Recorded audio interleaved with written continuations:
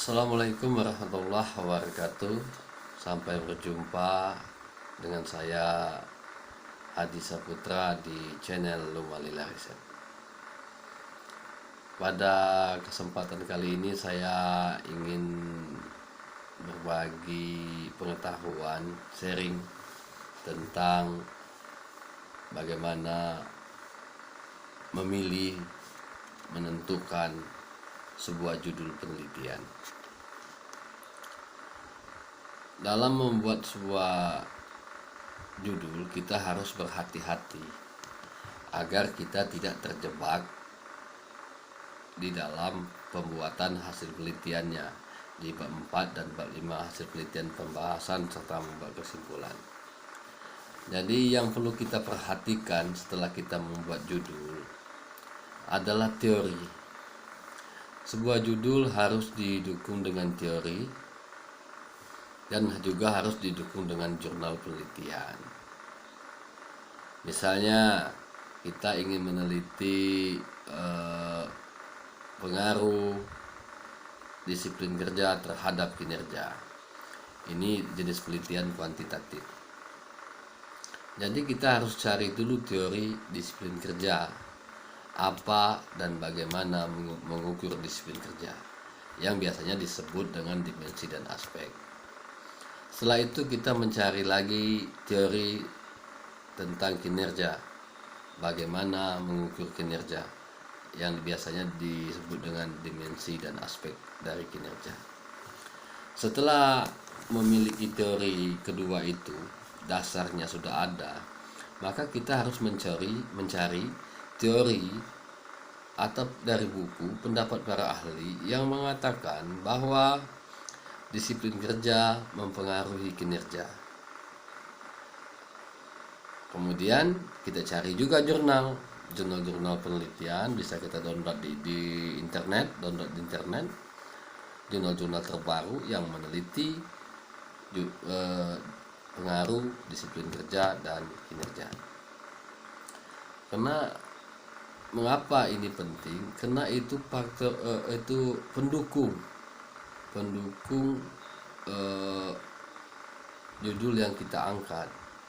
Jadi bukan berarti kita mendownload jurnal yang judulnya sama dengan kita itu plagiat, kita itu mencontoh, tidak. Yang kita ciptakan pertama judul, tapi harus kita dukung dengan jurnal-jurnal penelitian. Memang mahasiswa banyak beranggapan kalau ada download jurnal yang judulnya sama, dianggap itu menjiplak sama. Tidak, itu salah, asumsi yang sangat salah sekali. Karena semakin judul kita, semakin banyak jurnal yang mendukung, maka semakin baguslah judul yang kita angkat. Itu untuk contoh judul kuantitatif. Jadi setelah ada teorinya, setelah ada teori para ahli yang mengatakan ada pengaruh, setelah didukung beberapa jurnal yang menunjukkan ada pengaruh, maka judul itu tetap kuat untuk kita angkat. Sehingga nanti kita di saat membuat hasil penelitian dan pembahasan, kita tidak repot lagi. Karena di bab 2 sudah kita siapkan teori-teorinya, kita siapkan jurnal-jurnal pendukungnya. Maka di hasil penelitian, pembahasan, temuan penelitian kita dibandingkanlah dengan teori-teori yang di bab 2 dan jurnal-jurnal yang telah kita download di bab yang kita simpan di bab 2. Nah, itu untuk contoh skripsi tesis kuantitatif. Kalau untuk skripsi kualitatif, dia biasanya sifatnya cuma satu variabel, menganalisa suatu variabel. Misalnya kita contohkan juga ke disiplin kerja. Jadi untuk kita meneliti disiplin kerja pegawai. Jadi yang harus kita perhatikan itu grand teorinya apa dan bagaimana mengukur disiplin kerja. Biasanya disebut dimensi dan aspek. Itu saja. Memang banyak pendapat. Kita harus cari yang teori, pendapat, grand teori ini, dimensi ini yang cocok dengan lokasi, dengan lokasi penelitian kita, apakah di kantor, apa di rumah sakit, apakah di lapangan. Tinggal kita menyesuaikan.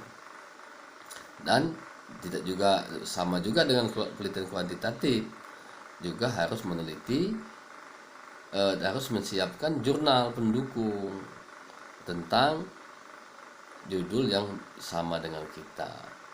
Karena mustahil kadangkala kita ingin menciptakan sebuah judul sendiri, karena judul itu kadang ingin beranggapan bahwa judul kita ini yang pertama. Banyak mahasiswa yang beranggapan bahwa judul tesis saya ini adalah yang pertama sekali. Itu kadangkala salah persepsi. Tidak usah takut, tidak usah ragu dengan judul yang sama, tapi tempat yang berbeda. Yang penting kita jangan jiplak, jangan merubah tempat. Kita merancang baru sebuah penelitian baru dengan judul yang sama, perlu didukung oleh jurnal-jurnal terdahulu, teori-teori pendukung.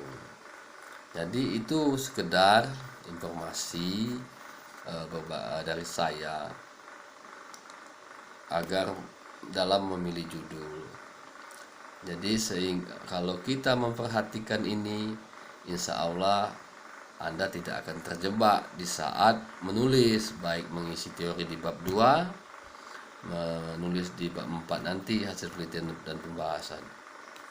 Artinya dalam memilih judul kita harus memperhatikan teori pendukung dan jurnal-jurnal penelitian. Lebih bagus lagi kalau jurnalnya banyak, buku-bukunya banyak, sehingga kita tidak akan terjebak dalam menulis. Sehingga kadangkala di saat kita ingin menulis di bab 2, kita kewalahan mencari buku, kewalahan mencari jurnal, sehingga akan lama proses kita menyelesaikan skripsi kita, sehingga kita akan molor waktu kita dan menghambat untuk kita menyelesaikan skripsi tesis kita dalam tempo waktu yang kita siapkan, telah kita rencanakan. Jadi mungkin itu sedikit gambaran pengetahuan yang dapat saya sampaikan bagi kawan-kawan mahasiswa di seluruh Indonesia. Semoga dengan informasi yang saya berikan ini dapat membantu mahasiswa menyelesaikan skripsi tesisnya dengan cepat dan tanpa hambatan, sehingga Anda cepat di wisuda nantinya. Sekian, terima kasih. Sekali lagi mohon dukungannya untuk like and subscribe channel saya ini. Assalamualaikum warahmatullahi wabarakatuh.